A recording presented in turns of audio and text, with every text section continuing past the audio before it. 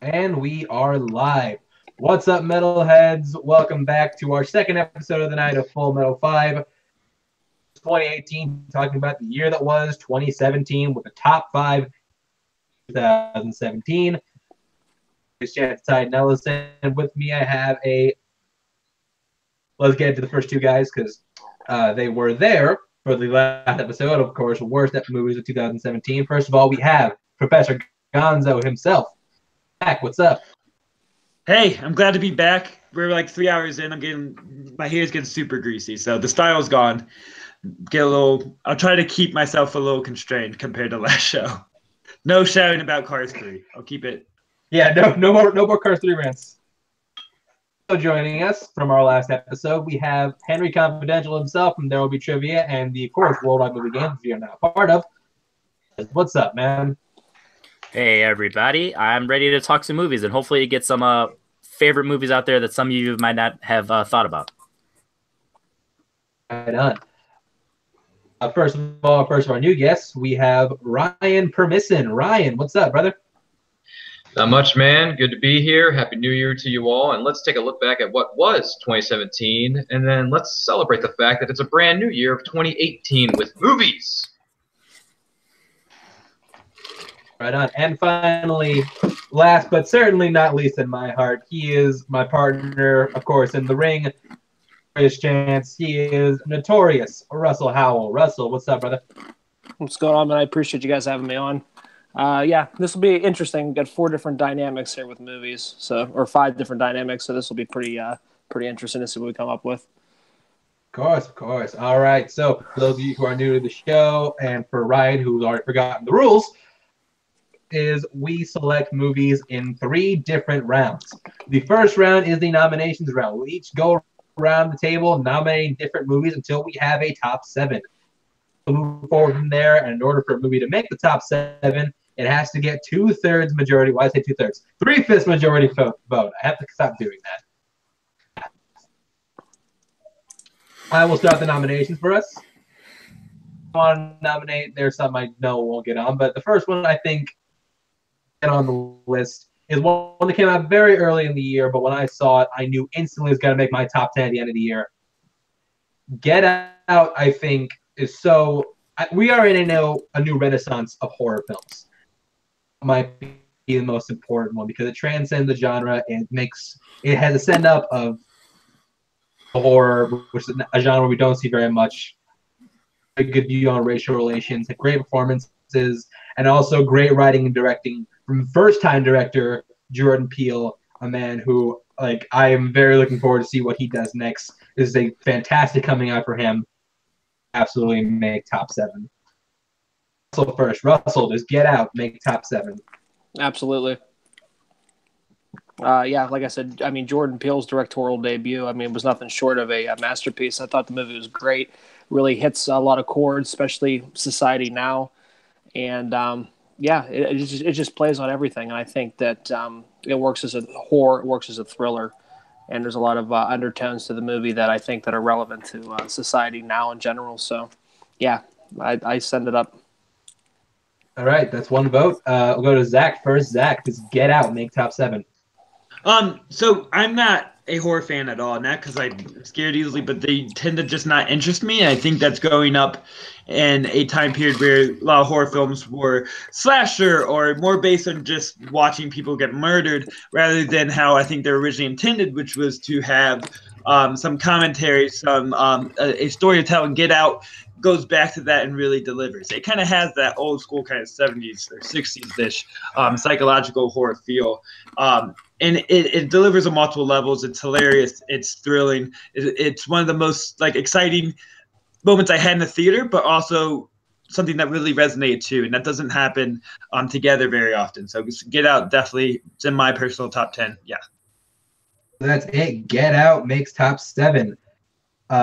Ryan, Henry, your votes didn't count. So what do you guys think of Get Out? Would you have voted yes? Let's go to Henry first.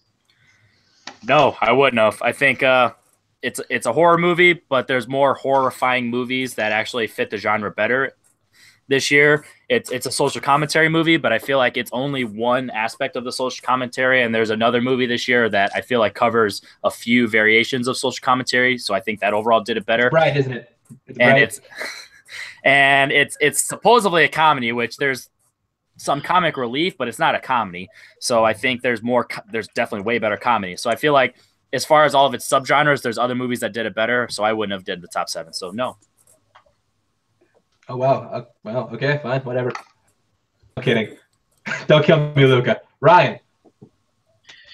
For Get Out, unfortunately, I'm one of the few people who has yet to see this movie, so I would have said no, or if I had an option, I would abstain because I haven't seen the movie yet. So I'll see it somewhere down the line, but unfortunately, I haven't seen it yet. There goes that. So, yeah, first, Get Out is the first movie to make our top 7. Henry next. Henry, what movie do you want to nominate? So when you think of a top 7 of the year, one of the main, every year you have blockbusters.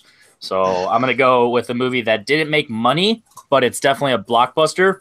It's a sequel, and it's an amazingly made movie, and it's a shame that nobody saw it. I'm going to go with Blade Runner 2049. It's got acting. It's got the action. It looks great. It's got great score. It's got good cinematography. It's it falls in line with its predecessor in Blade Runner. So it's original while also being a sequel. And I feel like it did a really good job. And technically it's not a blockbuster because it didn't make money, but it fits under the blockbuster category. So if I'm going to pick a blockbuster for the year, I'm going to go with Blade Runner. 2049 is on the table. We're going to Ryan first. Ryan, you voted Cat last time. What do you think about it? Well, I can actually chime in on this one because I have seen this movie, so I can offer an opinion about it. I thought it looked great visually. I thought the acting was done very well for what they were given. I like the style of it. I like the team they brought together to make the film, but unfortunately, I was bored a lot of the time watching this movie. I mean, I know it's a thinking person's movie, but it was 2 hours and 45 minutes of a slog fest. So I was like, okay, come on, guys, get to the point. Get to the point. Don't just have people look and stare into the sky, look at other people's faces for 30 minutes without much dialogue or whatever. I know it's probably way over my head, but for me, Blade Runner 2049 was visually looked good, but altogether it was a slogfest. So for me, it's a no. Yeah, that's fair. That's fair, buddy. That's fair. We're all friends here. I'm gonna go next. By far, Blade Runner 2049.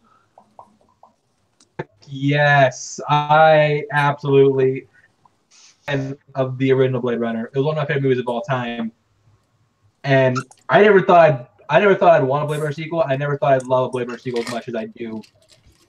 The fact that those questions that were raised in the first Blade Runner that were raised so brilliantly by director Ridley Scott, they're still around and they're still very relevant in this movie. And they don't go back and do a lot of sequels do, which is ruin the first movie. Like they don't answer questions that weren't unanswered in the first one, and that's something that really appeals to me as a Blade Runner fan of sci-fi. Ryan's right.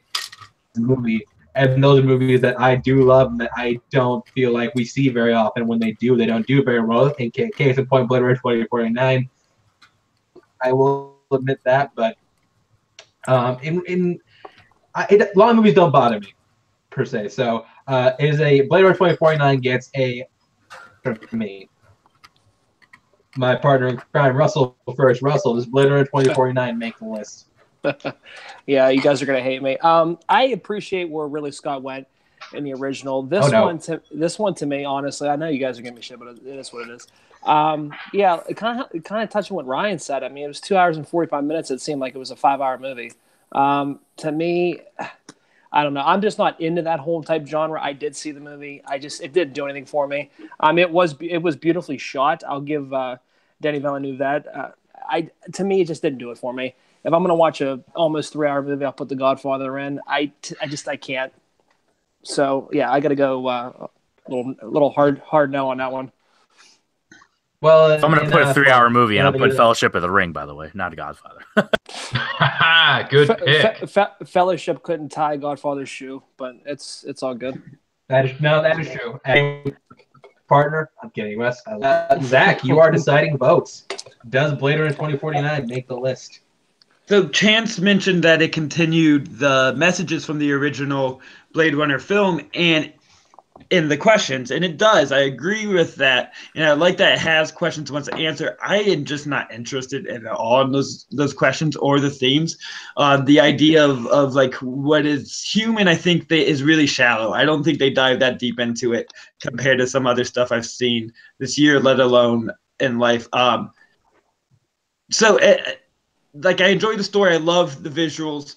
I like their idea of where technology is. I'm a fan of the movie. It just didn't engage me enough intellectually and maintain my thought process with it for days later for me to put my vote for it. So I say no. Well, that was Full Metal 5, guys. We're not going to continue after that. I'm kidding. All right, so I can't leave saying this. Blade Runner 2049 does not make top 7.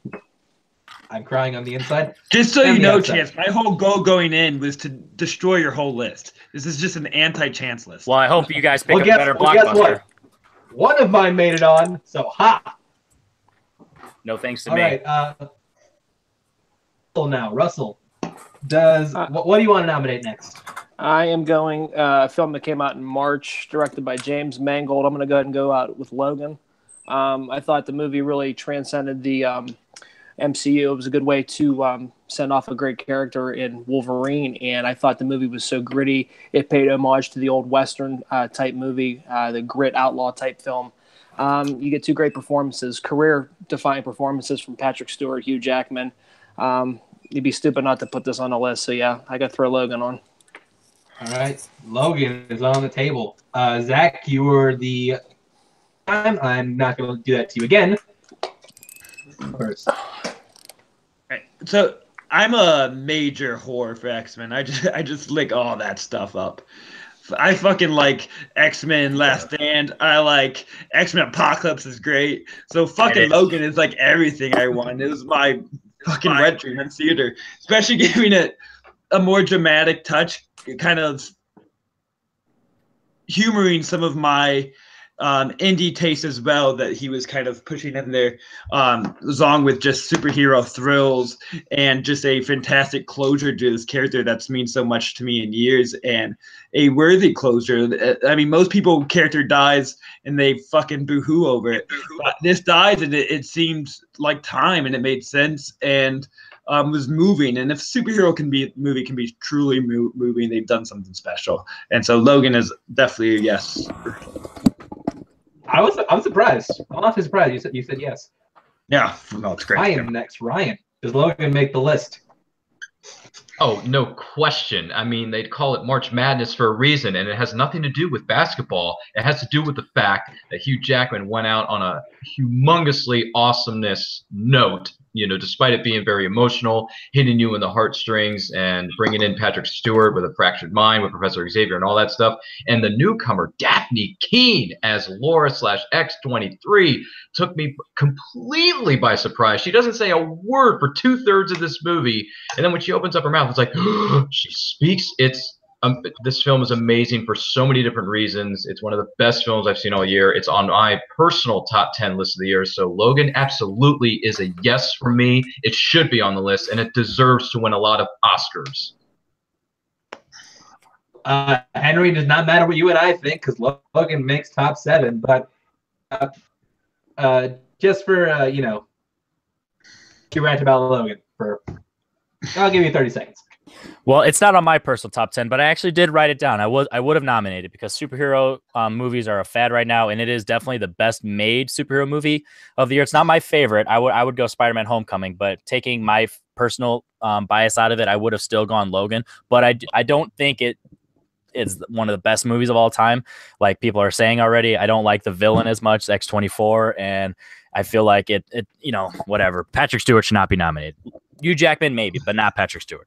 But yeah, I'm okay. I would have said yes. No one should be nominated. That's a little over the top, but it's a great movie. About that later, but for me, I would have also said yes because Logan is one of the movies of the year. As people who watch my top 10 will know, 3 times in the theater, once in black and white. I can watch all the time and cry every single. Like Hugh Jackman, the great send off to Hugh Jackman, Patrick Stewart, and characters that we've grown to love over the years. So yeah, Logan would have gotten a yes from me.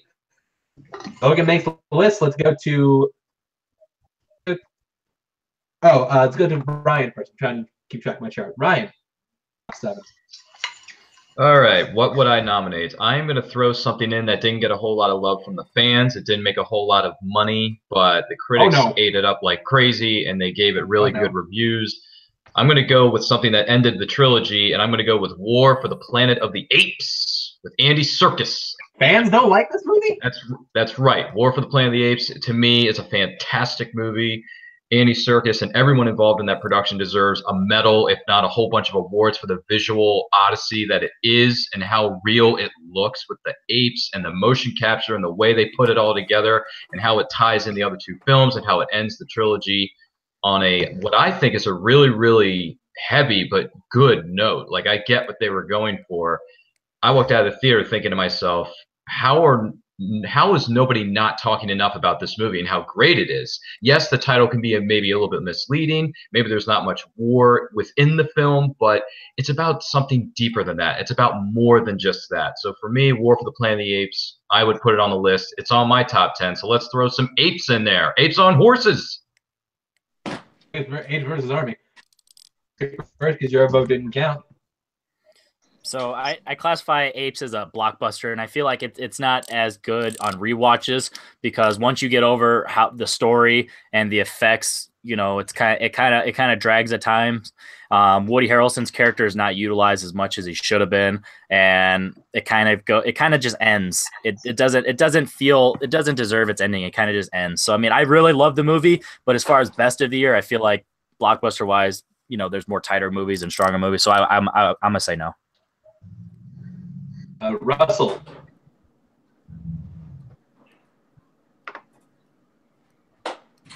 Russell? Yeah, I agree with Henry for once. To me, I don't know. The film dragged a lot more. I thought. I enjoyed the second one. I was a fan of the second one. I think the second one's the best one in the trilogy. I don't like the second. I don't know. This one just didn't do it for me. Like I said, Woody Harrelson's character, everything about it, I didn't really care for it. So overall, I'm going to give that a hard no on that. Okay, that's fine. Let's go to Zach. So this is the second best movie that had apes in it after Born in China, which I believe had gibbons in it. Great. By the way, animal Disney nature movies, great drunk movies. Okay. But yeah, it's Planet of the Apes never really been my things. I did really like Dawn. War of the Planet of the Apes wasn't able to grab me. It was a slower one. I understand that's what they were going for, but I don't think I had enough attachment to the characters and to the story in the first place to make me be able to go along on that ride. And as far as CGI stuff, Jungle Book did it better. Fuck you, Matt Reeves. Okay, I didn't mean that. He's probably a nice guy. Okay, move on. I say no. We got some haters. First of all, we're killing Robert. Second of all, War for the Planet of the Apes, despite what I think, and I would have voted yes, does not make the list. Sorry, Ryan. It happens to everybody. You're the mark of the episode, buddy. My main goal in life is to piss off Robert. It's all good, man. All right. We go to Zach next. Zach, your turn to nominate, buddy. What do you want to throw up for top 7? So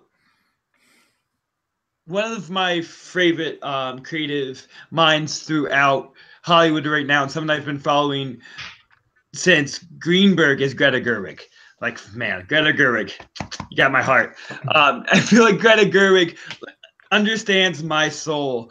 I'm not a teenage girl, but still the way they speak, their kind of humor, how they interact with each other is just my ideal society. So Lady Bird is my shit. Lady Bird is my favorite movie of the year. I think it's very realistic in a lot of ways while still having some style to make it engaging and humorous.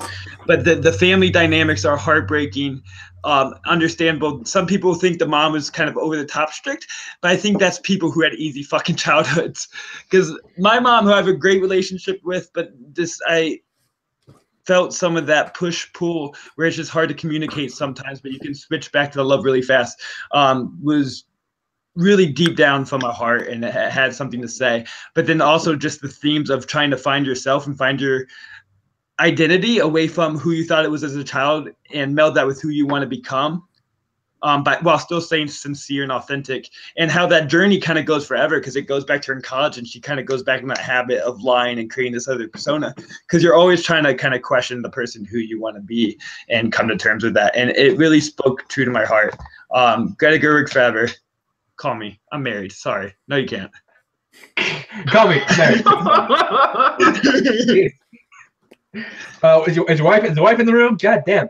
Okay. She's on the other side of the wall. I'm sure she has headphones into because I screamed about Cars 3 too much. Oh, okay. So I will go first. This I did my voting count last time. Lady Bird.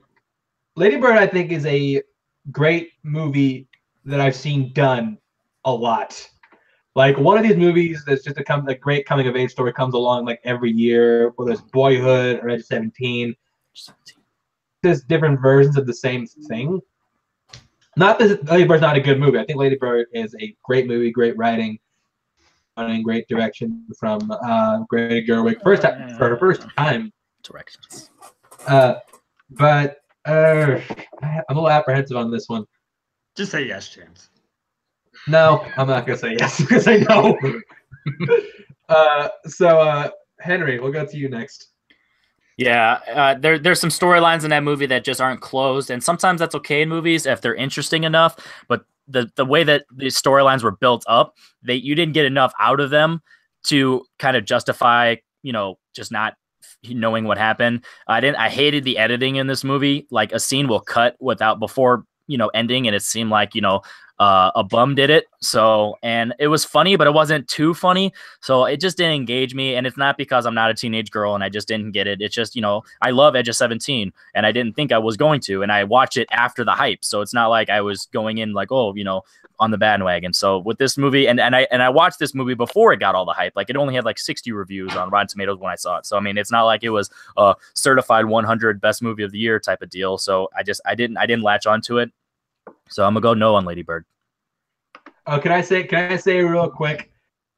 Storylines get brought up and don't get closed. That storyline with the priest gets set up and never comes back. Yeah, so Lucas Hedges' character, nothing happens. Like his character was okay, so you kind of want to know, and it just nothing. So it just seemed like it was an hour and a half movie that was probably 2:15, and they just cut it and forgot.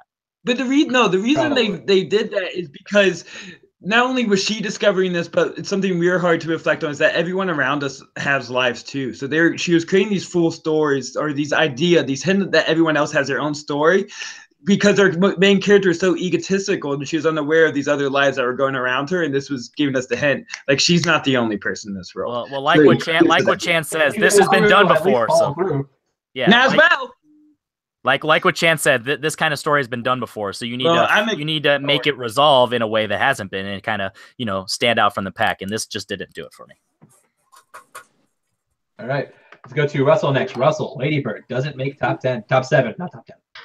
Well, I had Lady Bird in my top 10, but it was on the back 10. So I'm gonna go no. I do appreciate Greta Gerwig's direction that she was going for a directorial debut. I thought Saoirse Ronan gave a great performance. Performances were great. I will give that. A little bit along the Edge of 17. I compared to like an Edge of 17 met like a watered down, tamer version of the movie 13. I get it. I appreciated the movie, but to me, it wasn't top 7 best movies of the year. So I'm going to go no on that. So that closes it. Lady Bird does not make top 7. Sorry, Zach. Yeah, I started ignoring you guys reading the live chat. They're more interesting. All right. So Ryan, did you see Lady Bird? What would you have said? Once again, this is one of those films I did not see, and I really didn't have much desire to see. And by the way, you keep bringing up Edge of 17. That movie is a masterpiece. More people need to see that movie. I don't care if you're a girl, boy, single, divorced, married, doesn't matter. Go and see that movie. If you like Edge of 17, why do you have no desire to see Lady Bird? Because I just don't. I just don't. It looked like an Oscar bait film, and I'm not really into Oscar bait films. It's not an Oscar bait film at all. It's just like an indie comedy. Yeah, right. Yeah, Ryan, we know what kind of Oscar bait is fucking Darkest Hour. That's Oscar bait. You're using the term Oscar bait too lightly. You're fucking Oscar bait. You're as Oscar bait as Lady Bird is. You're an inanimate fucking object. You're an inanimate fucking. I'm sorry. I just have no desire to see Lady Bird. Sorry, fellas. Ugh. All right. Y'all, So we move on. We've come full circle. Back to you broke me. Greta Gerwig's heart. All right. She was really Sorry. kind of this. Sorry, Greta. I'm sorry, Greta. Like, you're amazing. I loved you and Francis Ha, but your movie is a little substandard, so You're substandard. can't put it on the list. I know I'm substandard, but hey, I don't make movies. Now I feel bad. I have a guilt complex. I don't know. Maybe I'll watch it in a couple of years. Who knows? Jesus Christ. So my next nomination, it's tough, but I'm gonna put up The Disaster Artist. The Disaster. I'm a huge fan of The Room. Movie, I think it's one of the best things I've ever seen because one of the worst things I've ever seen. The book is fantastic.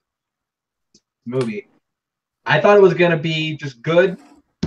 Love it as much as I do. I do. I think James Franco is fantastic in it. One of the best performances of the year. Definitely deserves a Best Actor nomination. Right, and it's also a really good story about not just the making of a really bad movie. It's a great story about rape. So and through tough times. So yeah, I'm throwing up The Disaster Artist. Let's go to Ryan. Disaster Artist. Doesn't make the list. Yeah, I got to put it on there. I had a good time with this movie. Celebrating an awful movie with the release of The Disaster Artist. I thought James Franco nailed Tommy Wiseau down to a T. It was a fun movie, and it was really funny, and Franco directed and acted, and I thought overall the movie was great. And like kind of how like you said, it didn't take itself too seriously. It was just a fun movie. You could tell everybody in that film looked like they had a great time. The chemistry vibed with everybody on screen. So yeah, absolutely. Ryan, care to chime in? Oh, are you asking me? Oh, hi, Ryan. Hi, Mark. Yeah, I haven't seen The Room, and I want to see The Room before I see The Disaster Artist. I want to go in that route. So unfortunately, I have not seen this movie, so I'm going to have to abstain. But I want to see it though. I want to see both. I want to see The Room, and I want to see Disaster Artist so bad. You don't have to have seen it. You don't have to have seen The Room to see The Disaster Artist. It helps if you have, but you don't have to. Yeah, it helps. You don't have to. So when I think of comedies this year, I think of comedy dramas, because that's what this and another movie I have. I think that the other one had a little bit better drama and a better overall arc, whereas this movie, you can tell it kind of rushed the ending of what happened. So this movie and the movie I have are only 2 spots different on my top 10, but I want to go with a different comedy, so I'm going to go no. But I love this movie a lot, And Zach, it's up to you. Does Disaster Artist make the list? I was about to get really upset because I was like, where the fuck is Luca? I need Luca here. This taste isn't lining up. But I'm a no. Disaster Artist really kind of fell flat for me. Now I haven't seen The Room because watching bad movies isn't my thing. I have a better use of my time. I don't get joy out of that. And I've seen clips. I get the point. But watching Disaster Artist, it has this weird earnestness to it that could be charming. But I don't think Dave Franco's a good actor at all, and he can't really pull that off. And then they also try to make Tommy Wiseau this lovable goofball, but then he's really like a fucking nightmare on screen. Like embarrassing people, treating people horribly, and I do think in that moment they treat it seriously, but then it's forgotten. He's supposed to still be this lovable weirdo rather than this creep that he really was, the kind of guy stuck in his own ego and his own life, and it really rubbed me the wrong way and made me uncomfortable and just left a bad taste in my mouth. So I'm a no. So I'm looking at my list. I realized I nominated a different movie instead of the one I should have, but nevertheless, The Disaster Artist did not make the list. So we move on. For 3 more hours. Henry next. Henry. All right. So I want to touch on the comedies. So I want to talk about the one that I was referring to, and that is The Big Sick.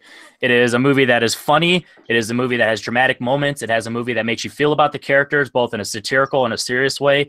It touches on the Muslim religion while in Kumail Nanjiani, he wanted to touch on why he thinks it's a little over the top and unnecessary, but coming from him, it didn't seem disrespectful. It just seemed like a guy is like, hey, sometimes it just doesn't work for you. And if you're doing that movie about that concept about Christianity, nobody bats an eye. But if you do it about Muslim, they think they flip shit. So the fact that he was able to pull it off and nobody had an issue with it, I really enjoyed that. Like I said, it's funny. It has some of the best supporting characters all year in Holly Hunter and Ray Romano. It is heartfelt. You understand why his character goes along the path that he does, and it doesn't seem fake because it on paper it's like, oh, that's rushed, but once you see it on screen, you're like, it makes sense how you kind of just you go into that well, and you just kind of stay there, and you develop feelings without, honestly, you shouldn't have, and you buy it. And like I said, it's comedical. It has a good cast. It's beautiful. It's well directed. Michael Showalter did a really good job with this. So Big Sick nominated.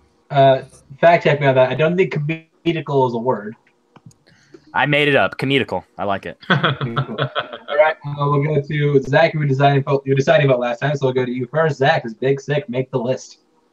So I'm a huge fan for the Judd Apatow brand of comedy, and I know this isn't directed by him; it's directed by Michael Showalter, but it definitely follows in that footstep of melding these really full, complete stories and worlds that are realistic, but still have this specific set of comedy that really kind of reaches me and works for me. And this is a story that we don't see so often as well. So to get that told and still have this familiar brand of comedy that really hits me deep down, I think was refreshing for the year. So it is in my personal top 25, so it is a yes for me as well. All right, I will go next. Like I said, there's a movie that I should have nominated before Disaster Artists. I think this is the one. Like, I was waiting in anticipation of this movie. The minute this opens in my city, and I did, and I laughed, and I cried, and it was a good time in the movie. I think it's great. Great shines as a writer and an actor. Great. Ray Romano was my favorite performance of the year. So was Holly Hunter. It's a big yes from me. 7. Everybody who knows me knows how happy I am right now. All right, Ryan. Last time, Russell, we'll go to you first. What do you think of the Big Sick? Would you have said yes? Oh, me? Lost Russell. Oh, Russell. You first, because we just lost Russell. Don't worry, he hasn't seen it, Ryan, right? I know. Russell. That's why I wanted to go to Russell first. Russell's mic is off.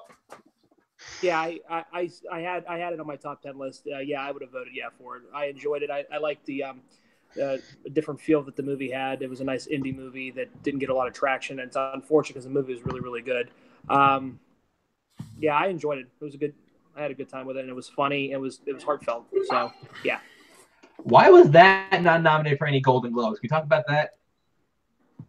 It's a shame. It's mind blowing. All right. Don't worry, Russell, it'll get Oscar buzz.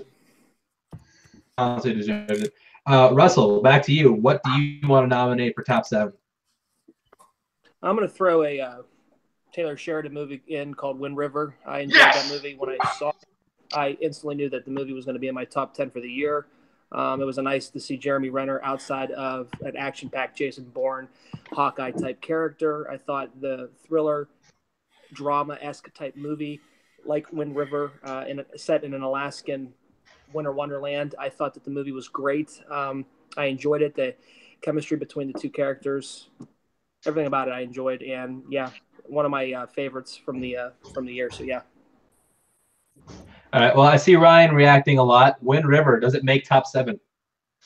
1000% yes. This is absolutely one of the best films we've seen in a long time. It's based on true events. It holds up a picture of what is going on a certain part of the country that we don't hear about. We don't really read much about it, and it needs to be told.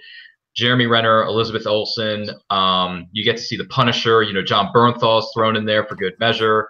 A few other actors are thrown in there for good measure. I mean, just everybody from start to finish, from point A to point B, did a phenomenal job in this film. The way it looked, the way it was shot, just everything, A to Z, loved it. It's in my top 10. It's actually my number 1 favorite film, or my best film of 2017, because it's just the way it was.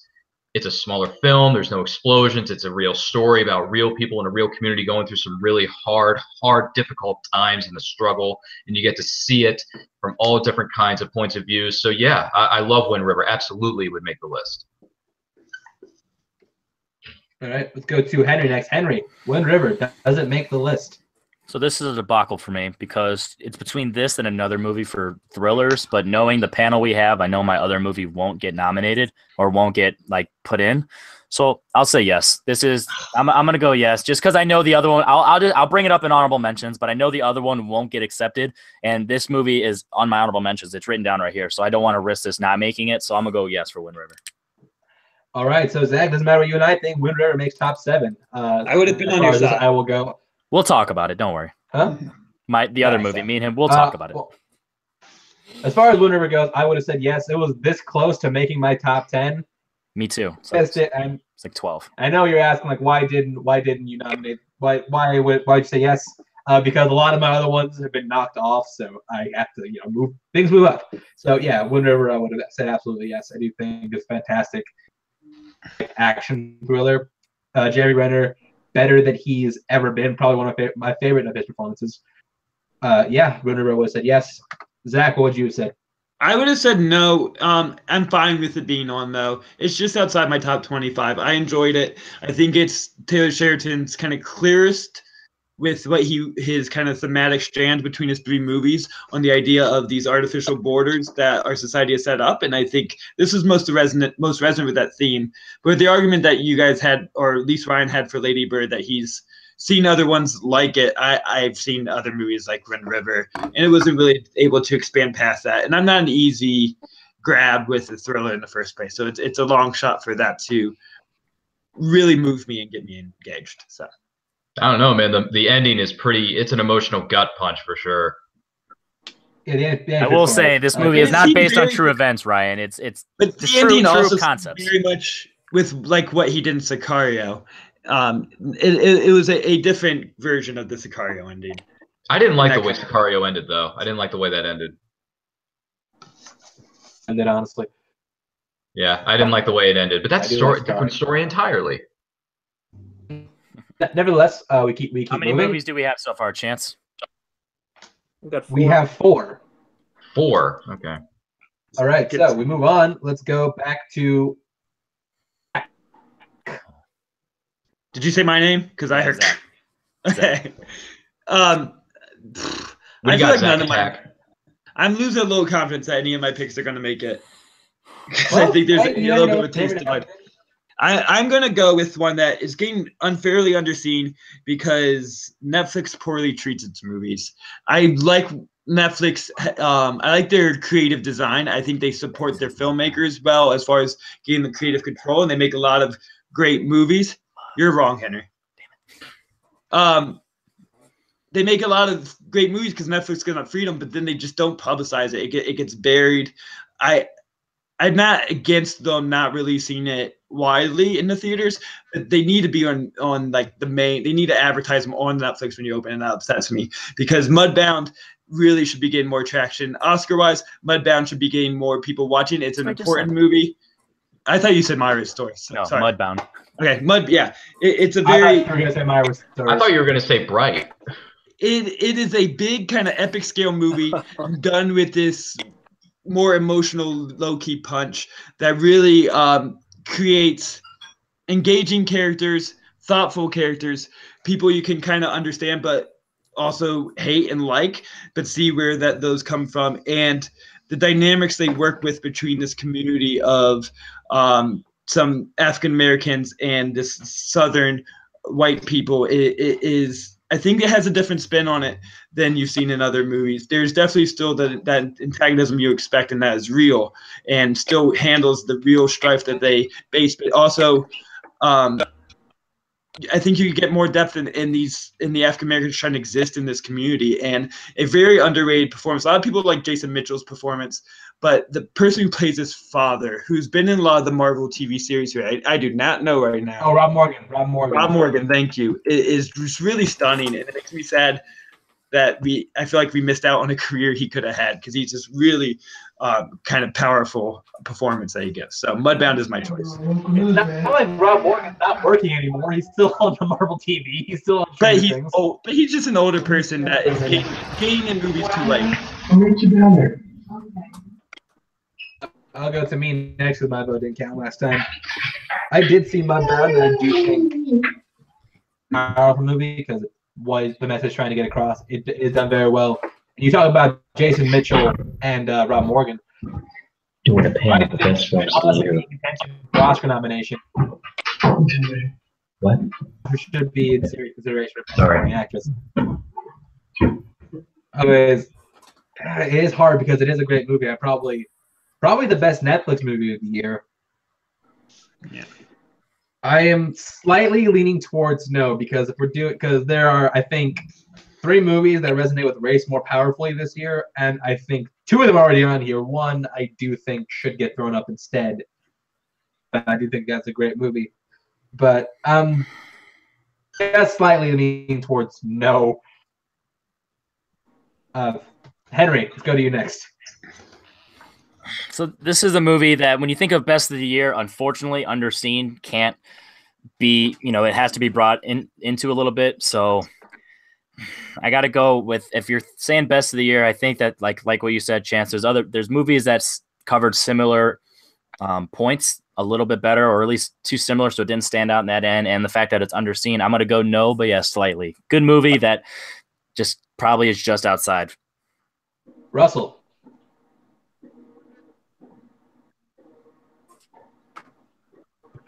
Let's go to Russell next.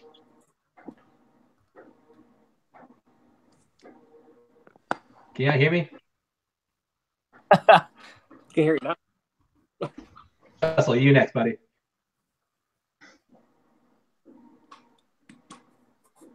Jack.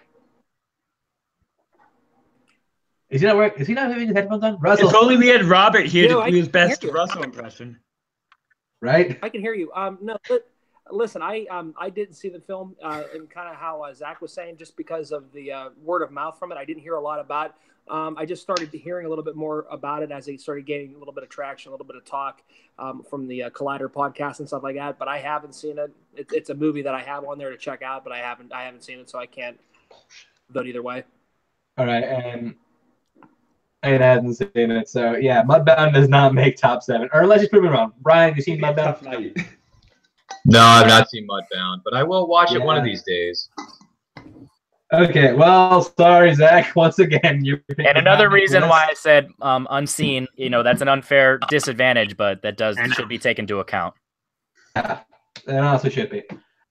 All right. Back to Ryan. Ryan, what do you want to throw up next for top 7?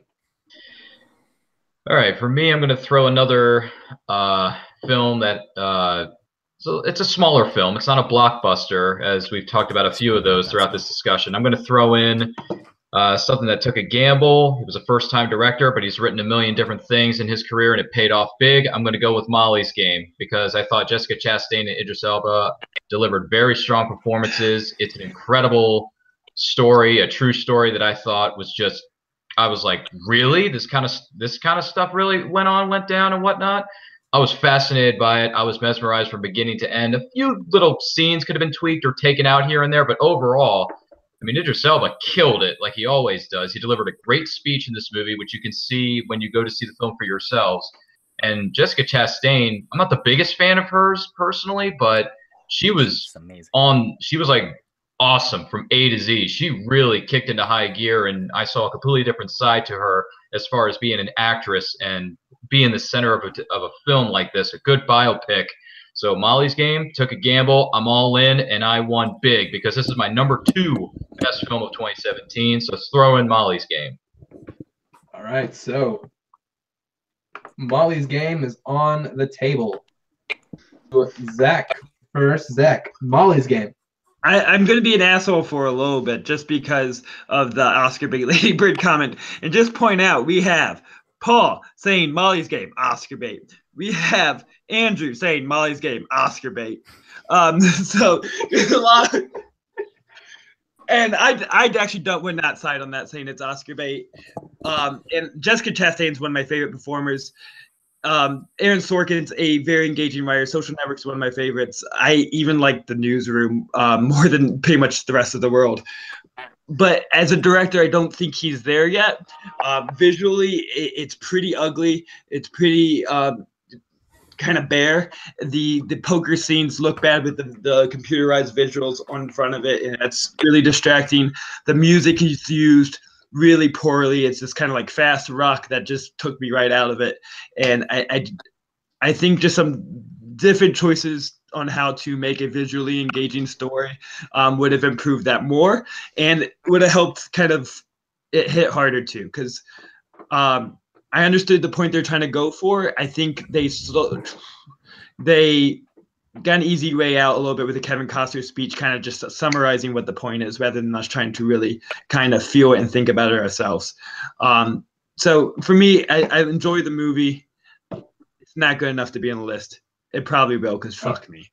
I don't know. For someone who doesn't know a whole lot about poker, I thought the visuals of how they put the games together and what poker is about and how they explain it all, I thought it was done really well, at least for me personally. I think that was okay. It was mainly the computerized graphics of the cards on the screen that just. I get that. I mean, it worked for me because I'm a visual guy like that, so it helps me a lot. Okay. All right. Let's go to Henry next. Henry, Molly's Game. Does it make the list? He's going to say no.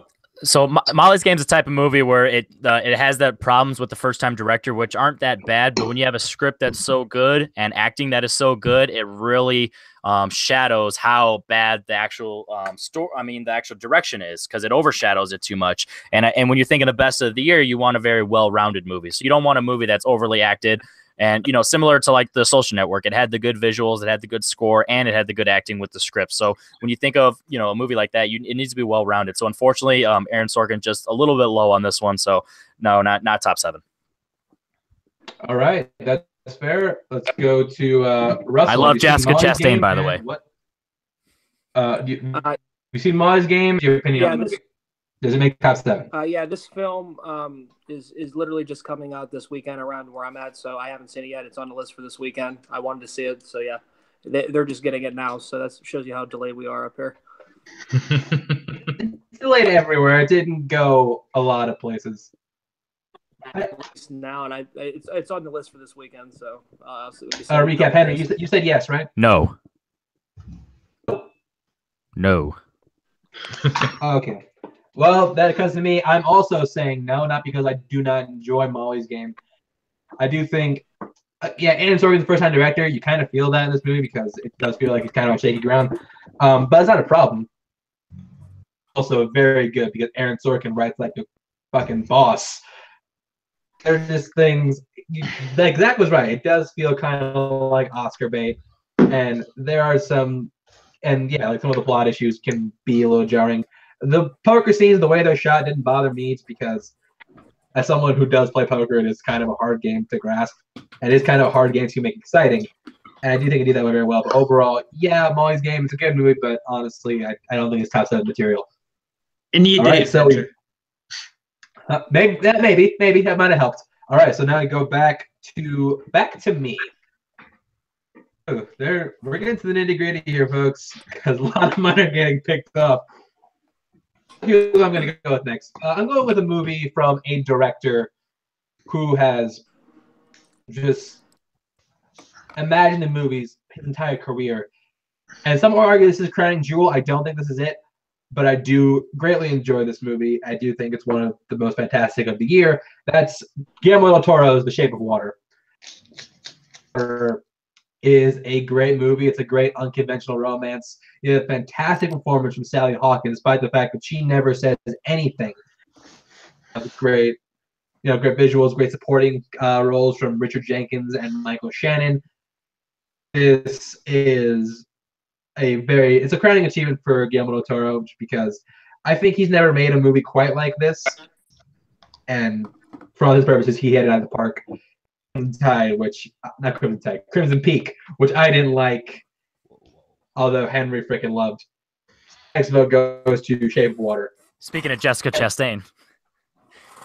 Shape of Water. Oh, yeah. Shape of Water, it's the best drama of the year. It's a love story. It's beautiful. It has great acting. The fact that you can have a lead character who doesn't say anything the entire movie, and she still expresses so much emotion. You have Richard Jenkins, who's an amazing supporting character. You have Michael Shannon, who plays a villain, but if you really pay attention to the movie, he's not a villain. It's kind of what you would expect from a 1960, Cold War era government agent who's taken no risk and everything. And then you have Michael Stuhlbarg. I always forget how to say his name. You have him who plays an amazing role, and he plays a character that you don't know exactly where he's going with it, and that just shows the writing and the acting, how they were able to combine it. It, like I said, it looks beautiful the way you're able to use all those different shades of green and implement it, but not have it look jarring and like punch you in the face with its imagery. It just blends in beautifully, and you have a vast amount of characters who do different stuff, but no one takes away from anybody, and at no point do you ever think this is not a Sally Hawkins and the creature's character. And a lot of people, the only flaw I hear from other people is that it's like a ripoff of Creature of the Black Lagoon, but by no means is it. It's definitely it definitely takes inspiration from it, but it definitely goes in its own way. So The Shape of Water by far is one of the best of the year and deserves to be in the top 7. I was about to say, like, it takes elements and it's clearly, but it is off. But I'm saying, like, that's what I hear. Also, Shape of Water, have you seen it? What do you think about it? Yeah, I get you. The movie that me and Chance have already talked about. Oh, I can't because he's kind of in and out. I actually Snapchatted Henry right before I went to saw it because I knew he was a big fan of it, and I was glad to see it because we were in Florida and it wasn't around our area. So I saw it and I enjoyed it. I absolutely would have put it in my top 10 had I seen it before the close of 2017. So, I have to give that a yeah.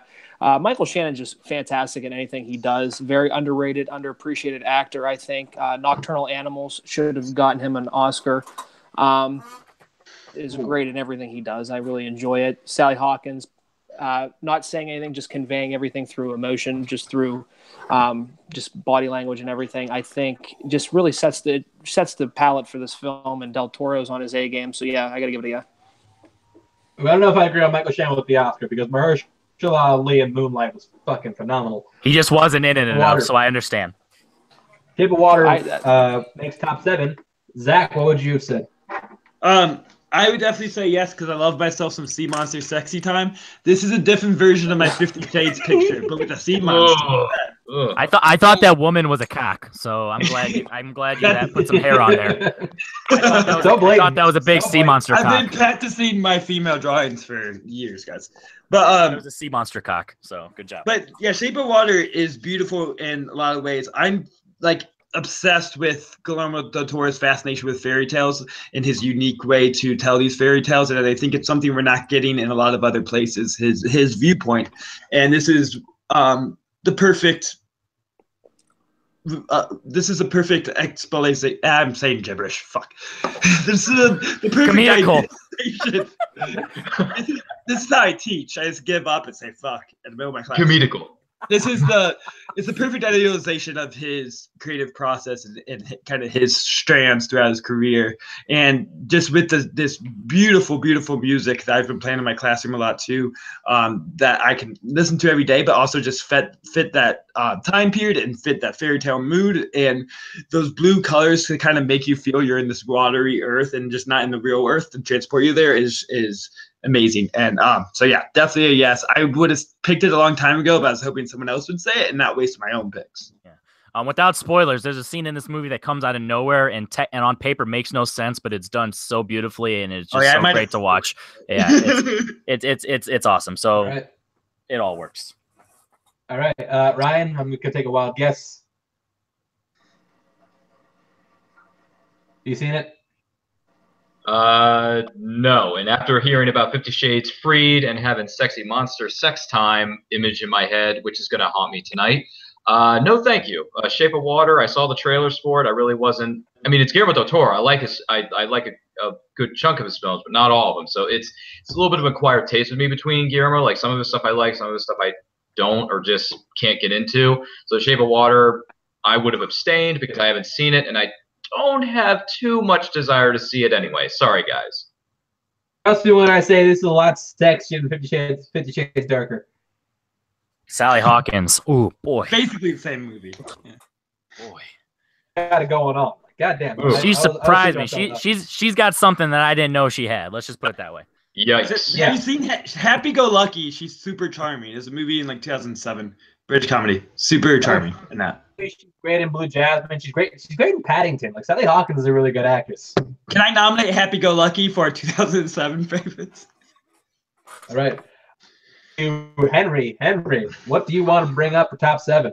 So we've gotten to a point that I've kind of given up on the blockbusters. So a movie that got its social commentary vote taken away from me. I want to bring it up anyway because another blockbuster hasn't been bringing it up. So F that spot. I'm gonna go with 3 Billboards Outside Ebbing, Missouri.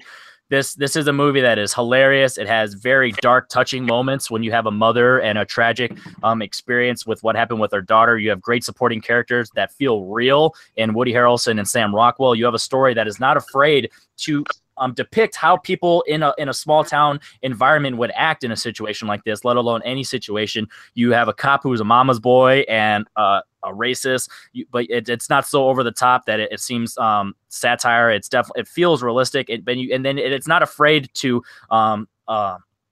talk about those situations as a third party. You have Frances McDormand's character who brings up those situations with race, with situations with priests. That's hilarious. You have Woody Harrelson's character that has a turn that you don't expect coming, but you feel for it. And I feel like in the 2017 movies, he's used better in this than in War of the Planet of the Apes. So if I have to go with that, I'm going with this one. So 3 Billboards Outside Ebbing, Missouri. Frances McDormand is a badass, and I'm glad she's getting some love. Okay. And cool. Martin McDonagh is one of my favorite directors working right now, so that helps too. 3 Billboards Outside Ebbing, Missouri is on the table. Let's go to Zach first. Zach, what do you have to say about 3 Billboards? I'm also a big fan of Martin McDonagh. That's why we went on the "you're a fucking inanimate object" spiel earlier. Huge fan. Great finds, man. People are just all fucking inanimate objects at this point. But 3 Billboards is, I understand the problems that people have voiced with this movie, and it's dealing with race and it's easy forgiveness of people. But I think they're taking the point too lightly. I think it's a little deeper than that, a little more subtle than that, and just the idea of, is there a route of forgiveness for certain people and for certain acts?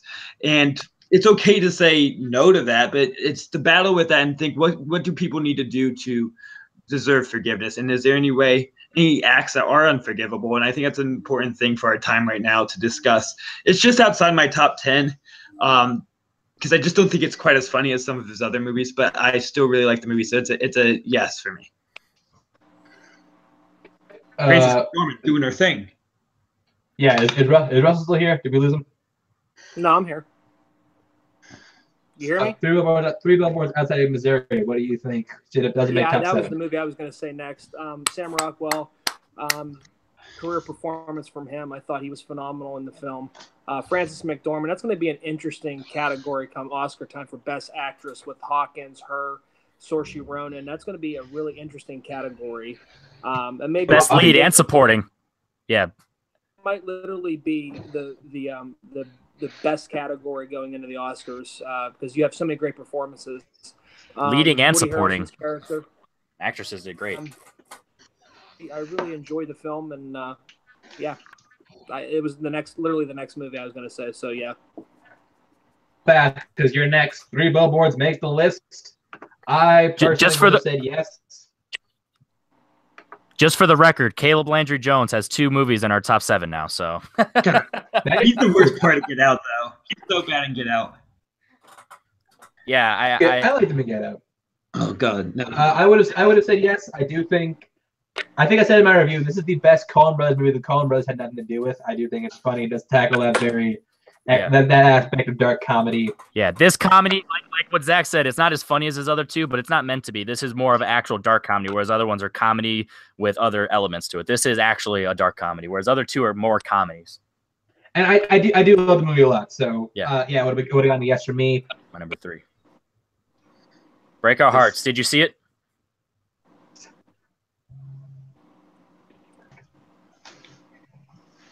He has no words. His mic's off. Yeah, this is a great show. We're doing good so far, guys. Oh, did I see it? Once again, I feel like I'm the worst panelist of panelists because pretty much 98% of the movies I have not seen. Why'd you volunteer?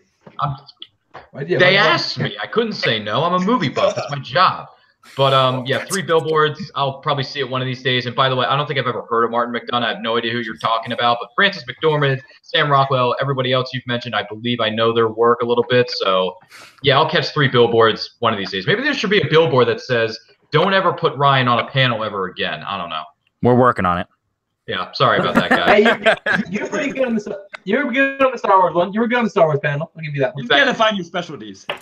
Yeah. If you put me on a Star Wars panel, I'll kick tail. This one, I'm doing horribly, and I apologize, guys. Are we at Well, 5 or keep it 6, up. Chance? Are we at 5 or 6, Chance? We are. I got one last one that has to be someone. I hope someone brings it up. Damn it! All right. Well, Russell, what do you got? Oh boy, we don't have any animated movies on there. If you know where I'm going, to me, I got to throw Coco out there. I enjoyed the movie. Very vibrant. Pixar continuing to set the bar. A story about family. A story about loss, and just a story about family and following your dream. To me, this was Pixar's a great achievement. I thought the colors, the vibrant colors of everything, the music, just everything about this film. Coco. All right on. Coco is on the table.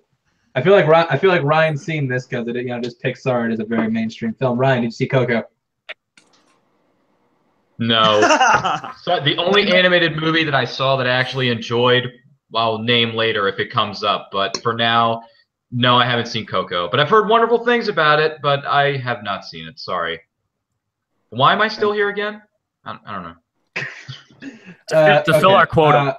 Fill our quota. Yeah, exactly. Fill our quota. Thanks for having me on. We need it's always 4 white guys and a black dude. So we needed one more. There you go. There's always 4 guys who've seen movies and 1 who hasn't, so that's why you're here. Thanks, guys. Appreciate it. Yeah, seen movies.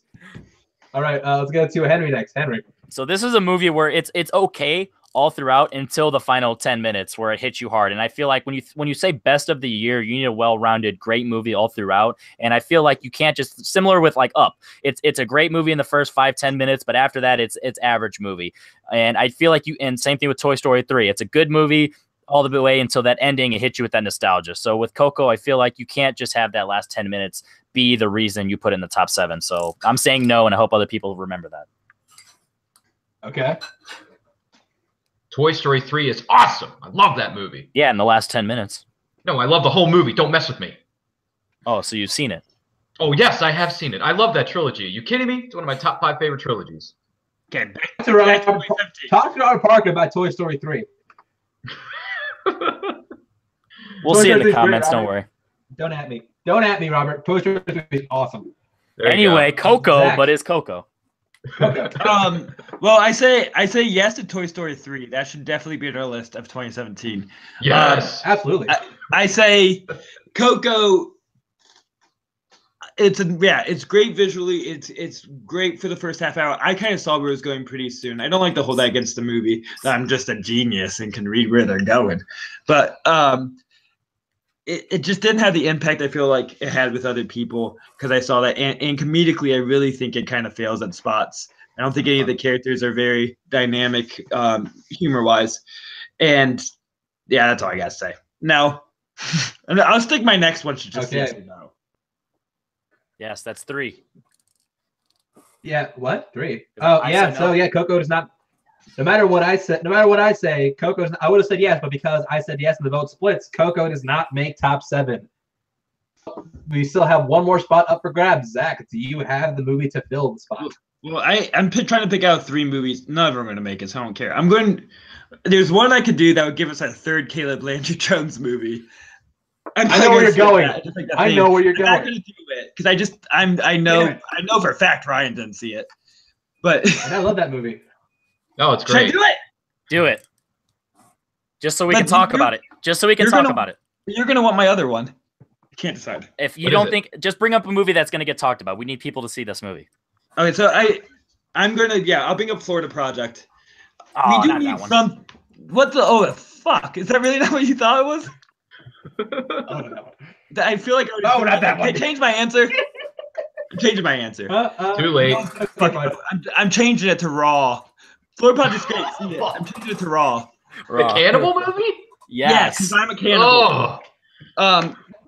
Man, human meat fucking looks delicious. It actually does look tasty in the movie at parts, and I think that's part of the sensory experience that kind of is supposed to make you gross out, but also kind of gross out your own self and your own cravings that you might have, not for human flesh, but just in general, just kind of being aware of your like animalistic needs and desires, and especially as a fucking hormonal teenager. And I think it really delves into that really well. The acting's phenomenal. The directing kind of creates a tone is a little light and airy that makes you uncomfortable when you see everything else happening. And I think that really works with it and creating this kind of weird vet school world that drags you right into it with the hazing and being pulled out, and you know what movie you're in right away. And it's a great movie. It's another one that people should see. So we're talking about smaller movies. We need some weirder movies on this list. Let's get raw. Some weird movies. We already have a weird movie. Medium rare. I mean, we already have Bang the Fishman, the movie, that are quoted on real movies. Henry, Raw. So Raw, it has great performance. It is a better coming of age and dealing with your certain time life than Lady Bird. Raw, it deals with a young girl who's going through some times and she doesn't know who she is. She going from a vegetarian to a cannibal is an amazing arc, and the way that it goes about towards the end, it's like, wow, I did not see that coming, and it's so believable and it's earned, because when you see the subtle hints that when you watch on rewatches, you're like, that makes a lot of sense. It has the it's not teenager because they're in college, but it has that young adult feel to it that seems realistic, and how people treat each other and how you act at parties and the different aspects of your young life. It has a great score. It has really good cinematography. The sister is really good in that movie, and you kind of, if anything, you wish that this movie was longer because you just want even more from these characters, not because they're underdeveloped, just because they're just so interesting and it's so well acted, and the performances are great. So you just want even more of this movie. If this movie was 2.5 hours long, I wouldn't complain at all. And it's only an hour 45, hour 40. So this Raw for sure should be in the top, because it's not afraid to take risk, and it does such a good job for it. All right. Analyst on here who's actually seen Raw, which I did do last night. Oh. Henry. First of all, I think calling this just a cannibal movie is a bit of an injustice, because it's not really about. It's not a cannibal. It's not about cannibalism. It's not. It just uses that to tell another story. But that being said, Raw, I do think it was a very well done film. I don't know how many times I'll watch this movie again, which isn't always a factor, but sometimes it can be, just because these other movies you have in the top 7, I can watch multiple times to get something out of them. I don't know how much I'll get out of Raw on a rewatch. For me, Raw, I do think it's a good movie, but no, it's enough for me. We figured. We need Luca. Where's Luca? I enjoyed the film when I saw it. I thought the lead actress was really good in the film. I did kind of see the ending coming.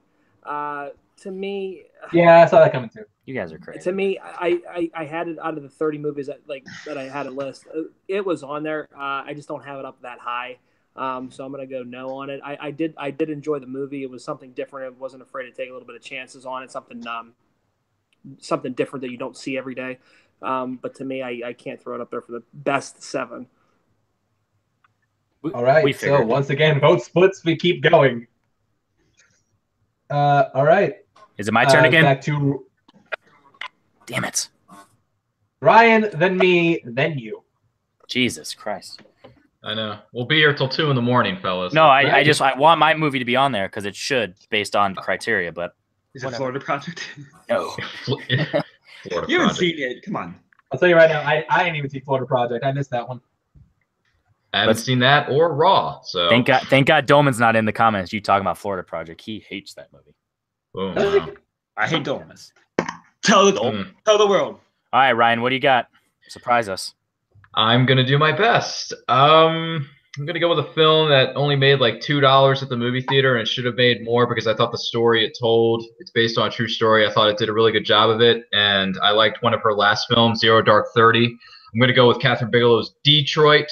I'm gonna go with Detroit. I thought that was a very well acted, very haunting, dark, visceral movie about a true event that went down way before our time, and it's shocking, it's brutal, it's raw, no pun intended. It's pretty good stuff, and I like what the cast did. I thought some of the scenes could have been trimmed. I thought the running time could have been shortened by about 10 to 15 minutes. But other than that, I thought Detroit was a mesmerizing good true story kind of film. So I'm going to throw Detroit in there. Why not? We'll go to Henry first. Henry, Detroit. So Detroit has a great supporting performance from Will Poulter. That in the trailers, I was like, man, this is going to be stupid, because the one line that they really used in the trailer, I was like, nope, don't buy it. But the rest of the actual movie, it's one of those where his performance isn't done justice based on the trailer.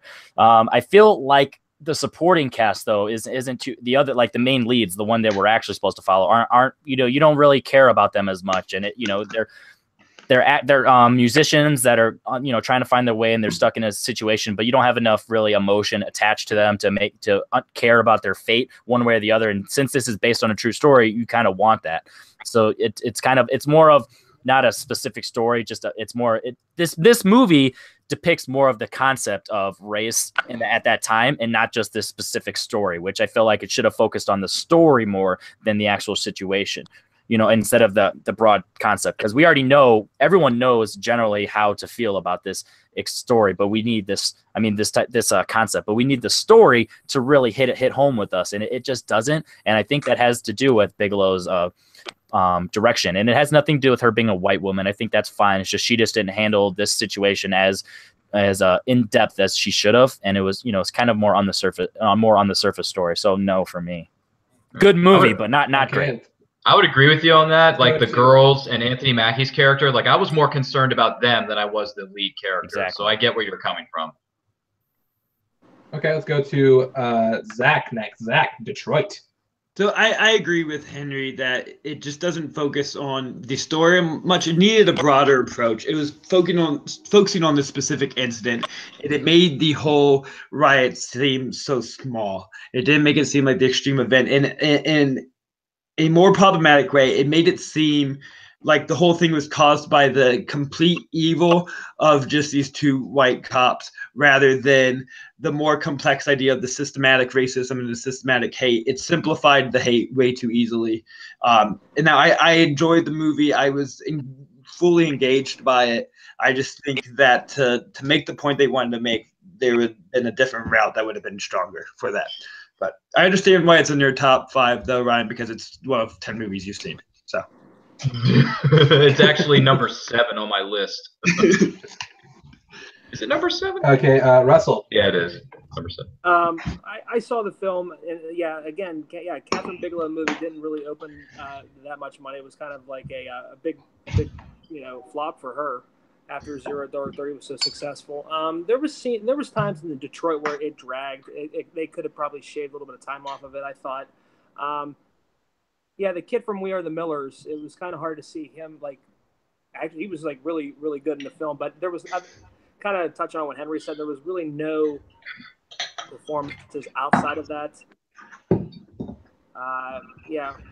So I got to throw a no on that. It was a great movie, though. I had it in my 30 movies of the year that I enjoyed. But yeah. All right, that's it. Detroit does not make the list. I will speak for me personally. I think I like Detroit just as much as you, Ryan. Didn't in my top 10. It was close, and I saw it late. And I do love the movie. I think it's very effective what it does. But for Black people, for African Americans, this is not just a horror. It's not just a historical drama. This is a horror movie. It was. But yeah, it is very visceral. It is very gritty. It's very real. But as far as top 7 goes, I do think it just misses out. Although it is very effective at what it does, which is, and it honestly is a shame because this honestly should be in consideration for Best Picture. Yeah. I might have given. I think I still will lean towards no. But okay, we are back to me now. Oh, we're running low, guys. We are running really low. Should have said yes to my shit. I got one more real movie and then a desperation movie. So. Oh god, I think I know where you're going for desperation. Okay, you know what? I think everything else I'm gonna bring up will get brought up anyway. So I'm gonna burn my pick on a movie that nobody's gonna say yes. So I'm gonna be the Zach Ford of this round. I'm gonna do it just because, for personal sakes, I'm bringing up Star Wars: The Last Jedi. I love this movie. It was my #1 movie of the year for a reason, and I do think as a franchise that's been around as long as Star Wars needs to evolve. It needs to go in new different directions, and I think because like Last Jedi goes, in a direction that no other Star Wars movie has gone before. Like, I do think it's commendable, and it is great. We have Mark Hamill's Luke Skywalker, the best he has ever been. I do think it's in a great movie, got great direction. Yeah, there's some things that don't work about it. Things don't work about every movie. I do love it. I do think it's a great movie. It should be on the top 7. Let's go to, I see Henry moving very loudly. Dude, Henry. he's doing the happy dance, man. So I'm so happy because you picked a movie that's not going to get selected, so I get to say my next movie. No, I love this movie, but it's not best of the year. I love it, and it's a fan service movie, so I won't go best of the year. Because if you hear the only defenders of this movie, they're diehard Star Wars fans, and they're also the haters of this movie at the same time. So I'm gonna go no, but I love this movie. My number 7 in my top 10, but it doesn't make this list. Hey, every now and then I gotta go with my heart. So that's just me. Let's go to Russell next. Russell, just get your nose out of the way and we can move on. Yeah, I'll throw a out at it. I didn't have it initially in my top 10. I was thinking that's why we're partners. Definitely took some chances here at the film, and I kind of appreciate it now, I guess, just because of the fact that it wasn't, how you thought it was going to unfold. Everything you thought kind of just went 180, and I guess it's kind of fresh to do that and not just be so predictable of a type of movie, because there's things in it that I didn't see happening. So yeah, I'll throw out a on it. All right. Ryan, I know you're not a big fan of this movie, so just get your nose out of the way and we can move on to Zach. No, me, I'm next.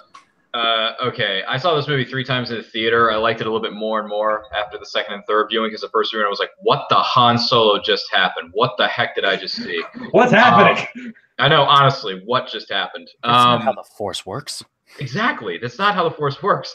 For me, it's fine. It's a fine film. I'll add it to my Blu-ray. For me personally, I wouldn't put it on the same level as some other Star Wars movies, but it's a no for me. It just, some things work, some things, it was a very uneven film for me in some way, shape, or form. So it's a no for Last Jedi. Yeah, I know. Come at me in the comments section, everybody. You just want to say no and get it over with? Oh, I was looking at the comment section because they're getting really furious about 2 movies that are missing that I think are better than Star Wars Last Jedi. Now, I'm not a Star Wars person. I watch them. I like them. I've never seen the prequels. That's how little I care. I'm not going to go back and fill in the thing. I've seen the movies. I enjoy them. I enjoyed Last Jedi. I had some problems with it. There's too many characters. Everyone's a little slow at times. And other stuff. I loved Benicio del Toro. I'm the only person in the world that thought he was hilarious. I think I just want a different movie. I like it too. I love Star Wars is. But it's a solid 7 out of 10 for me. So it's a no. Okay. Well, yeah, Henry, really, I did this because I wanted to know what your pick was. So I mean that honestly. I mean that honestly. I want to. So when I think of, we haven't talked about one genre so far, even though technically we have, but I don't consider that movie under this genre. This is a movie that made money. This is a movie that's technically part of a franchise, and it's a remake, and those never work. This is a movie that's universally loved. This is a movie that I didn't expect to be good based on the trailers, because it kind of had some look to it that I was like, I don't know if that's going to work. And it was helmed by children, and that just doesn't work usually. And this was a huge surprise for me. It's funny, it's scary, it's tense, it has a great story, and I'm going with Stephen King's It's. Andre Muschietti surprised me with his direction of this movie. The characters were so good. It was funny. All of them, except for one, were rarely really fleshed out. And the one, I feel like he's going to have a more role as an adult. So I'm okay with that. The black kid. Yeah, I'm okay with that. The black kid, yes. And I'm okay with that for now, because he didn't die. And in a horror movie, the fact that he lived, good for him. Good for him. It had a great villain in Henry, ironically, and obviously Pennywise. He looked great. I didn't like his run, but I mean, that's just a stylistic choice that I haven't heard anybody really complain about. So that's just me personally, but it didn't affect the overall story. I had a blast with this movie. It's great on rewatch. It's a good date movie. It's a good solo movie. It's a good horror movie. It's a good coming of age movie. It checks all the boxes for this type of movie. And if you're going to go horror movie, this is more of a horror movie than Get Out. So I'm gonna go It. Yeah. Okay. I will go first because because I can. I'm giving it a guess. I loved it a lot more than I thought I was going to. I saw it twice in the theater, once in IMAX, which is fucking scary. I do think that it works not just a horror movie, it's a coming of age movie, and you hit it over the head perfectly. Bill Skarsgård doing a great job as Pennywise coming out from under Tim Curry. That's for me. Let's go to Ryan. Finally, a movie I can comment on legitimately. Hooray! Yay! I saw this in the theater after you see the little boat go down the sewer, and he says, "Hiya, Georgie, you want your boat back?" And then when he bites the arm, I'm like, "Whoa! Okay, this isn't just doing it for the gore. This is psychologically horrifying. It's physically horrifying. It checks off all the boxes for having a good time at the theater with a great villain, great story, great coming-of-age story. I really agree that this film builds on different genres. It's not just horror, but it's a coming-of-age mixed in with other genres on top of it. So I really liked it. And Pennywise, Dolly, this is why I don't like clowns, and now I have a million more reasons not to like Pennywise. When he started dancing, he was getting it. Dude, he was getting it. Yeah, at that point, I was just like, he's all booked. He's off script at this point. Like, he just busted that elaborate.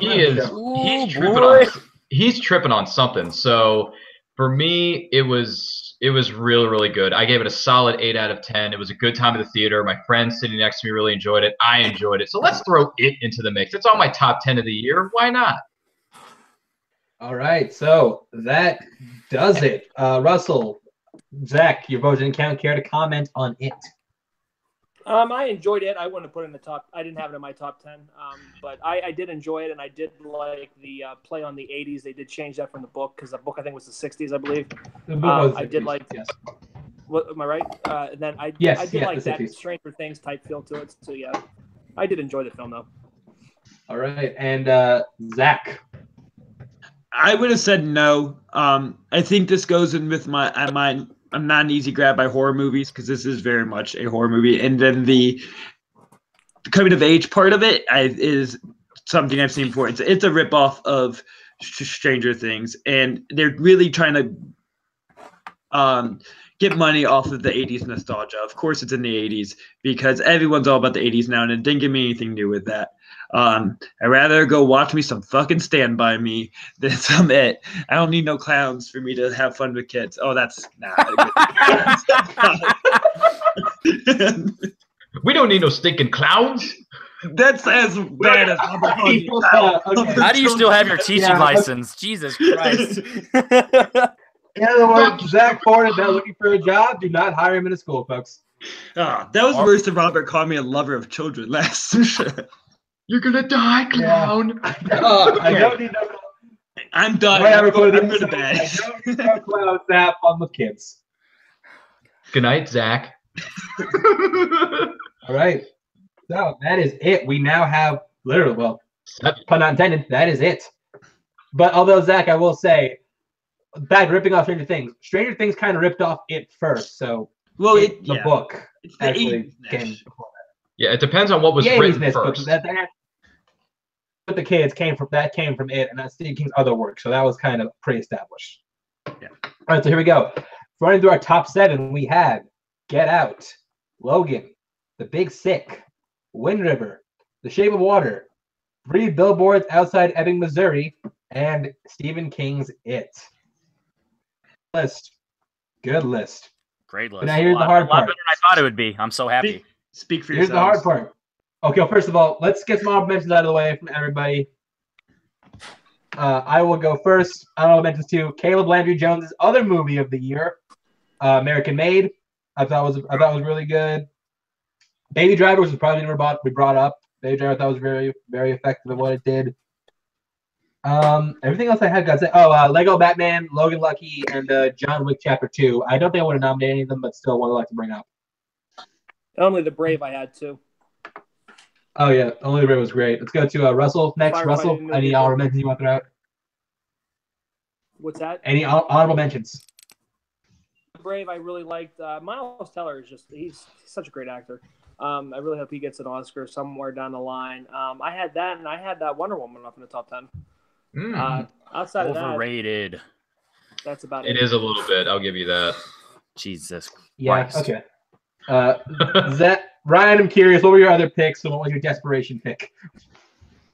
My other pick, should we have gotten to it, would have been M. Night Shyamalan's Split. I like Split more than It, but I knew It would make it. Yeah, Split was my next pick. And then if we were going to go desperation, this film would have not been on anybody's list except my own because I grew up on the show when I was a kid. Power Rangers. Love that movie. Loved it for... Yes, baby. I love it for so many reasons. And my honorable mentions outside of that would have been Kong Skull Island, Lego Batman, Wonder Woman, and what's another one? Oh, Murder on the Orient Express. Oof. I know. It's okay. You can hate on me, Henry. It's okay. I almost nominated Kong for the worst films when we did. Oh, I like Kong. Really? Kong. I like Kong a lot. Yeah, no wonder it made money. Yeah, I like Kong. But yeah, Power Rangers is my desperation pick because I love that franchise and I love the movie so much. That reboot movie was so good. Whatever. I actually really like Power Rangers. I thought I was going to. And I also grew up on the show. Yes. Zach, any other picks you want to throw out? All mentions. I'll try to keep it short, but I want to give credit to a lot of movies I've seen. First of all, I apologize for Dunkirk, everyone. They're furious, guys. I would have said Dunkirk. I'm sure someone else was going to. I would have said no. Quick. But, no. Oh, I would have said no, too. That movie was awful. I'm going to take my time because we built a camera for 4 hours. Band-Aid is my number 2 movie of the year. I never was going to say it because I assumed none of you guys saw it. But also, even if you did see it, I don't expect you guys to have voted for it because it's something that just hit me very personal in the right time about the married couple that form a band to get over their arguments. And it really hit me in the right way. And it's the most watchable movie for me for the year. Quest is a documentary that just kind of got released, very limited. I saw it at Fest, but about a Philly family. During the Obama years, it really kind of hits the idea of community and makes me want to be a better person. Florida Project, I said before. My Horror Stories, I love Noah Baumbach. Beatrice at Dinner. Beguiled is a great Sofia Coppola movie. I Don't Feel at Home in This World Anymore is an underseen Netflix movie. One Week in a Day is an Israeli drama about a guy who lost his son, and it deals with it, and he becomes friends with his old childhood friend. His son's childhood friend, and it takes this kind of whimsical but really subtly sad approach to it, and it really hit me close. My Happy Family is a Georgian drama I watched this weekend. That's great. It's on Netflix. Wonderstruck's good. And Infinite Baby is a funny comedy that has Megan Mullally's funniest scenes. Definitely has the funniest storyline between her character of the year with a great payoff. That if you guys can find it, I recommend that. It's a little weird, but you can do it. Okay, I'll stop. I can say 30. I was gonna say, is this a top 10 list or a top 50 list? Because we only said I honorable make it mentions. top 25. I gotta admit, I did see The Beguiled, and I was not into it. I kept waiting for the actual movie to start. I want to see that too. I want to see The Beguiled. Yeah, I like Clint Eastwood. That should have been good. Oh wait.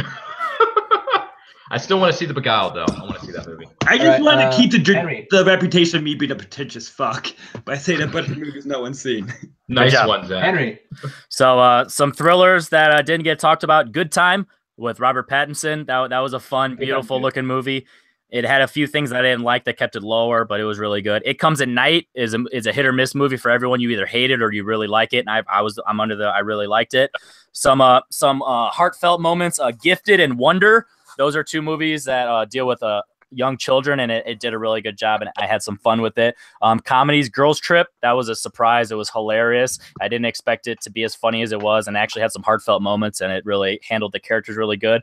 A movie that I don't really have a category for it, but Stronger. The same guy who's going to Michael Gordon Green. Halloween. Yeah, he's going to do the new Halloween movie. David Gordon Green, he's going to do the new Halloween movie, so it's showing that he can handle multiple genres, and Jake Gyllenhaal is one of my favorite actors, and he did a really good job. Ingrid Goes West is a good character study of a girl who's it's very up to date with today's fad of social media and how she becomes a stalker of a girl from Instagram. And then Elizabeth Olsen, again, she does really good, even though I looked at her the whole movie and I was thinking of Hilary Duff because she just kind of had that Hilary Duff look to her, but they both did really good in that movie. And one last one I want to talk about, Spider-Man: Homecoming. It's a favorite for me. It was a really good, fun movie, and it doesn't deserve to be best of the year. But if we're talking about MCU, definitely that one. I think I'd Fair go Thor list. Ragnarok over Spider-Man Homecoming. That's just me. There's no Ragnarok Alright. in that movie, so that's what pisses me off. There's Ragnarok. Talk about no war in Planet of the Apes. There's no Ragnarok in Thor Ragnarok, so fuck. But there is Well, Immigrant hold on. Song. There is Immigrant Song, but that's not the point. And Let's it's get great. back to the list. All right, so just a reminder. Top 7, we have Get Out, Logan, The Big Sick, Wind River, The Shape of Water, 3 Billboards Outside Ebbing, Missouri, and It. Man, this is a great list. Here comes the hard part.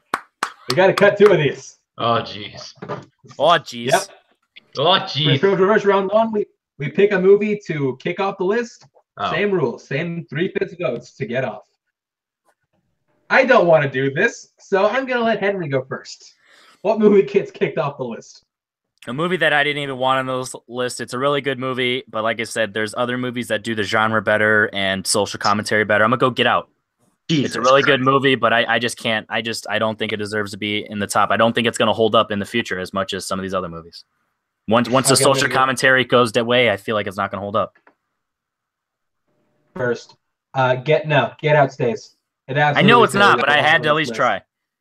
It belongs on this list. I would say I don't keep think it. so. That's just for me. Did you say someone's name? Zach.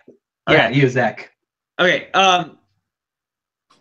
Henry's completely wrong. I feel the opposite. If any movie is going to be like a classic and stand the test of time, I think it's Get Out. Because there's only so many great genre movies you can have, and it's not it. Just saying, it's not it. But Get Out definitely is. And it moves the genre forward in a more intellectual manner. So Get Out stays. Yeah, you're ridiculous, and I We despise. need one more vote to keep Get Out on the list. Russell, let's go to you. You're the only one seen Get Out on the panel. It's not going anywhere. It's staying. To me, like I said, this is going to be relevant when you look down the road 10, 20 years from now, just because of the times. It'll be a relevant film. I think it'll still stand the test of time. And I'm excited to see where Jordan Peele goes from here with the social commentary. So yeah, I enjoyed the movie. I think the film is the rewatchability of it. I can still rewatch it and enjoy it and still get things out of it that I didn't see the first time going into the theaters. So yeah, we're keeping it. All right. Ryan hadn't seen it, but nevertheless, we keep Get Out on the list. Let's go to Zach next. Zach. I'm taking the other horror movie because it just doesn't even belong anywhere near. I don't know how it beat like Dunkirk and other movies, but yeah, it's a good horror movie. It doesn't do anything really ambitious to move the genre forward itself. It's fun. That's it. That's all it is. So compared to the rest, no comparison. All right, I will go first this time. First of all, Dunkirk doesn't belong anywhere near this list. Dunkirk is the most overrated film of the year. That's just me speaking. I know Russell agrees with me, buddy. Looking at all these, I do love the movie It. But yeah, if I got to cut one, that's gonna be the one. Let's go to Henry. Does It stay on the list? I fought hard to get it on, and I'm happy that I did. But yeah, it was this and Get Out that I felt like were just like I don't think they're gonna, they're just one genre each. And Get Out's 3 genres that are weak. But anyway, I feel like it's one genre, it's the horror, and it doesn't hold up as far as the other, as far as overall quality as film. So yeah, it top 7, but not top 5. All right, so that's 2 votes for It to leave. Wait. Yeah. No, that's it. It is off the list. Ryan, what would you have said? I would have said keep it because it's on my top 10 of the year, so I would have kept it personally. I mean, it's on my it's my number 8, but yeah, I understand what you mean. That's funny you say that because I think It is my number 9. So it's my number 10. Wow. We're not far off from each other, guys, but it's off the list. So what's new? Russell, would you I'd have have kept it on the list? No, I would have voted it off. It wasn't in my top 10. I wasn't even in my 15. It was outside of 15. I would probably say 16 or 17. It was a good movie, but not the best of the year. All right, fair. Well, Russell, I will let you go next. The movies that we have left.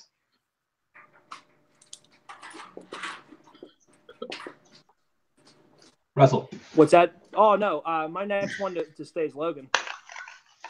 To stay or Oh, go? no, you've already want to kick up. Kick it to Oh, go, not one stay. to go. I'm sorry. That's the one I want to go. Oh, that's not gonna go. Fucking fanboy little fuckers. You can't touch Logan, man. Want to bet? Not going anywhere. I love it, but We it can does bet. not deserve to Go be anywhere near the top 10. What are you going with, Russell? Oh man, Tough call. Just take Logan let me off, go. man. I love this movie. I voted on. I'll vote it off. I'm gonna go Wind River. What? Oh. How You're dare taking you? the only other movie you've seen. I'm okay with that. Oh. Go to me next. Yeah, go to Henry. Yeah, I didn't think about that. I'm okay with that. Wind River. Sorry, gotta go. God. That's a good number 6. That's one vote to get off. And I didn't want to, but yeah, Zach, Wind River. On This or is my off? list of the 6 movies left. You probably can't read it because I don't write in English. I write in Is that gibberish? language. And I don't yeah, either. Mr. Four language. is what they call it. Wind Jizzer. Wind River is gone. Yeah, it's on my list. I did not see that coming. Wind Man. River is off the list. I also Sorry, just Robert. spoiled the pot and showed my whole list. Jeez. You smoked some. I didn't pot. want it gone. I actually would have kept it on. I would have kept it same on. here. All right. So let me give you all a rundown real quick. Our top we have Get Out, Logan, The Big Sick, The Shape of Water, and 3 Billboards Outside Ebbing, Missouri. Here's what comes next. This list is. We now have to. Yeah, it is fucking dope. We now have to rank these movies. So spot will be open for voting. Who you think deserves to be in that spot? So write down your whiteboards or paper, whatever you have. What do you think goes in the number 5 spot? Oh, I don't have any. I Number did just one- realize that they, after throwing a pissy fit about my movies not getting in, these were all in my top 25 of the year. Let me go get my whiteboard. Quit your bitching. While we're waiting for a whiteboard, I have one more honorable mention that I promised some chat people that I forgot to just give it some love, and that's Columbus. It's a very kind of reflective movie that it has a lot of architecture in it, but it's more about once again coming to terms with who you want to be and how to relate that to your family and that. And Robert really wants to know if he should marry or if Haley Lou Richardson should marry him. He will yell at me trying to say Who the hell is that? From She's Get a Out and split Edge of in 17, Edge of 17. and Columbus. Oh, Aren't you a she's that fucking girl. trivia champ? Get it together, man. Haley Richardson. My top priority is not the freaking unnamed girl in Splits actress from Edge 17. Although I do like Haley Richardson a lot. Well, the nuptials between her and Robert next summer.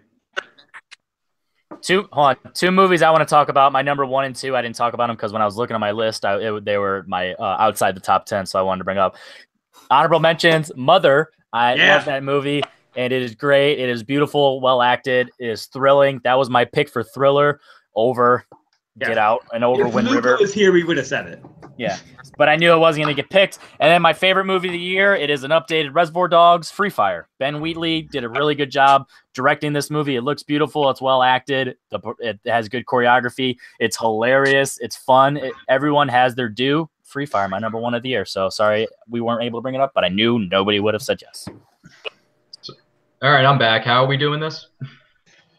Okay, so just write down whatever film you Free feel Fire. deserves to go in the 5 spot. So do you need the rundown movies again? Yes. Okay, so we have Get Out, Logan, The Big Sick, Missouri, and The Shape of Water.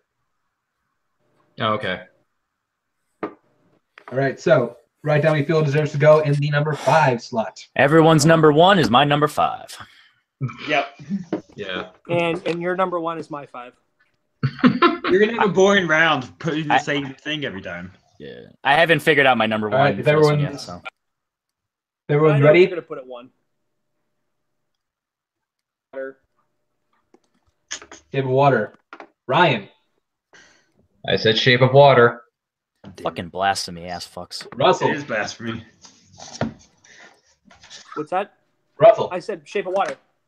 Zach, Not Russell. I meant Henry. Why did I say Russell? I meant to say Henry. get out of the top 5. Get Out. And Zach. I had Big Sick. Oh, so Shape of Water. That's it. I had three billboards. So Get Out is not Get Out. Shape of Water is number 5. Sucks. All right. So now write down what you think goes in number 4. Okay. Oh, let me write something else. Let me write Logan. Shit. Spoilers. That should be number 4, but you guys picked the wrong number 5. Mm-hmm. I'm just kidding. Neither should be in the top 5. You're such an asshole. I got mine. They're in my top 20, but only because they're more fun than good. And Malcolm, I agree. Disaster Artist should have been here. No. But everyone's ready. It was in my honorable mentions. It was actually written down. I swear to God. Continue. I said 3 billboards. Let's go to Zach next. I have Big Sick. Big Sick. out. Henry. Get Out.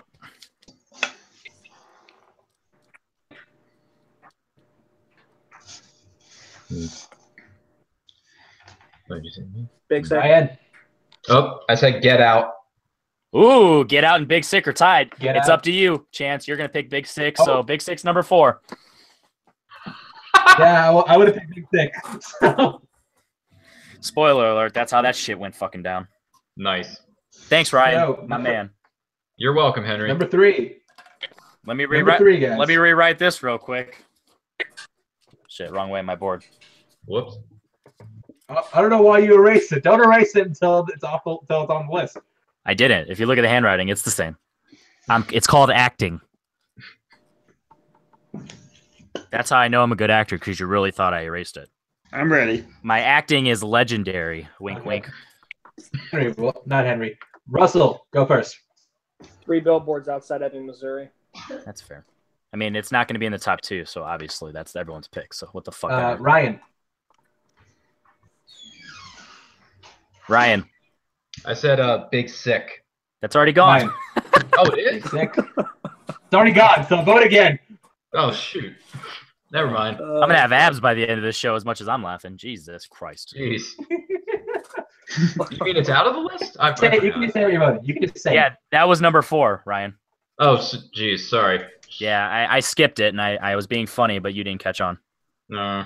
I know. My humor's like, you know. Get Out, Logan, or 3 billboards. Okay, never mind. All right. You want me to do it again? Yeah. Okay. You do what your heart desires, Ryan. 3 billboards. You pissed Henry off. Yeah, how the fuck do you go Get Out last time and now you go 3 billboards? Get Out. I already know it's going to be 3 billboards, but I'm sticking to my laurels like Robert does. 3 billboards. I also said 3 billboards. Those look like- so that is number 3. Those look like smelly penises with the fumes on the bottom. This is a very accurate drawing of the billboard. What movies are left so I don't look like an idiot again? Logan and Get Out, no shocker. Well, shoot. shit, Henry.